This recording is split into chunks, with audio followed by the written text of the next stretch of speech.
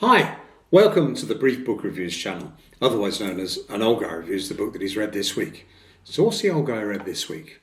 Well, it's that time of year. The leaves are falling from the trees. It's dark at 5 o'clock. Got to be time for our annual dose of Reacher, surely. And sure enough, it is. So the book I've read this week is this one.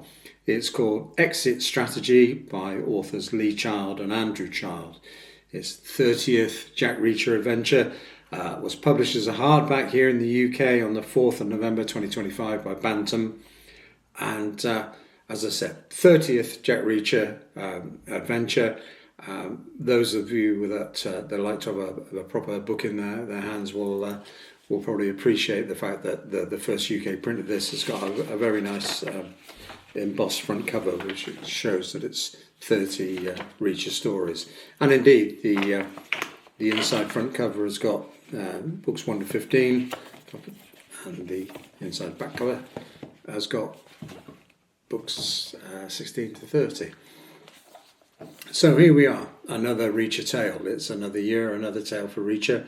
So what's he up to in this one? Well, this one starts off with Reacher just heading to a random cafe. He's in Baltimore. He's looking to get the next Greyhound bus out. But he needs to buy a coat because he's going somewhere where he thinks it'll be colder. But he's getting his usual, gallon of coffee, black coffee, before he starts. When somebody brushes past him, and he realises it's a typical pickpocket's move. But he's sort of feeling for his limited possessions, his ATM card, his toothbrush, etc., his expired passport, and they're all still there. And he thinks, oh, that's strange. So doesn't really pay too much attention to it, and heads off to a shop to buy a coat. When he eventually finds something that's suitable, i.e. the only coat in the building that's going to fit him, he goes to his pocket to get some money out, and there's a note. And it turns out that the guy that bumped into him at the coffee shop has left him a note, and it's a really personal cry for help. Now Reacher's getting ready to head out, but Reacher being Reacher thinks, I can't let there's a part of the note explains that the guy that left it, and it turns out the guy's a guy called Nathan Gilmore, who works at the Baltimore docks where they're based, is in trouble. He says, I've got to get out of here, I need help, meet me at this warehouse. So Reacher is intrigued, and his sense of right and wrong comes, and there's something not quite right here, I need to see if this guy needs help. So thus the tale unfolds. We find Reacher coming up against some local underworld people who are running cons, financial cons in and around the cafe. But we also find that the guy that left the note is involved with some people that are involved in a basically global conspiracy to add to a former military vet's personal fortune. So it's a typical Reacher tale, if you like. There's a lot of violence. There's a lot of action. The local hoodlums are after Reacher because he's messing up their con business. The bigger picture with the international picture are also not very happy with him. So we have Reacher, the good guy trying to chase the bad guys, and we get to the thrilling finale where he's having to get along to the bad guy's lair, if you will, their headquarters. He's got help from the guy that left him a note, Nathan, who turns out is also like Reacher, ex-military. And we have help from a random ex-CIA crew as well. So typical Reacher book, I guess.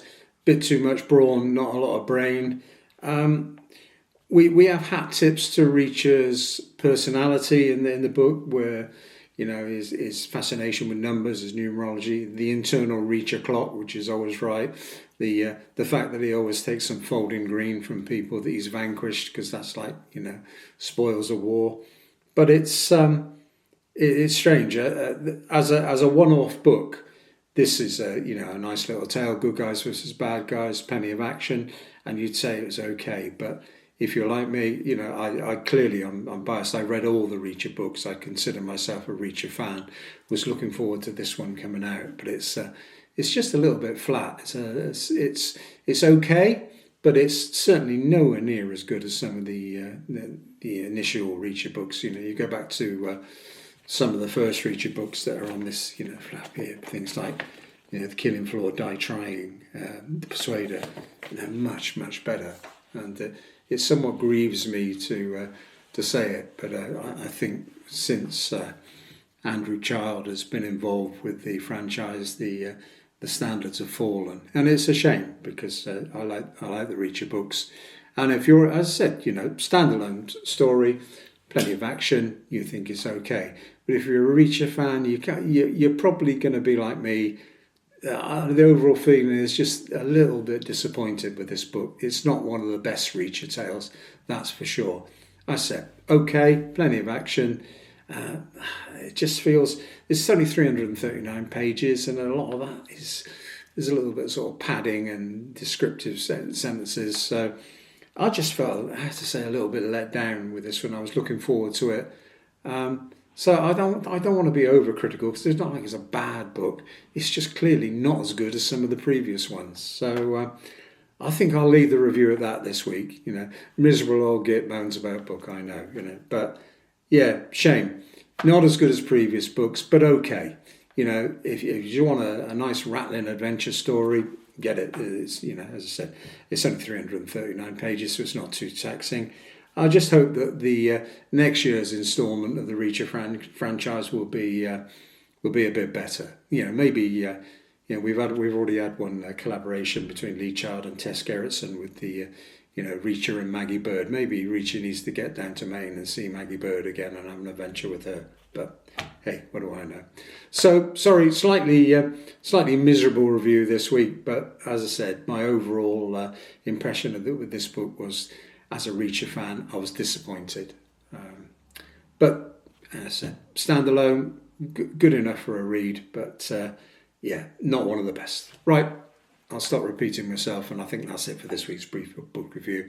Thanks for watching. 10/10 till we do it again.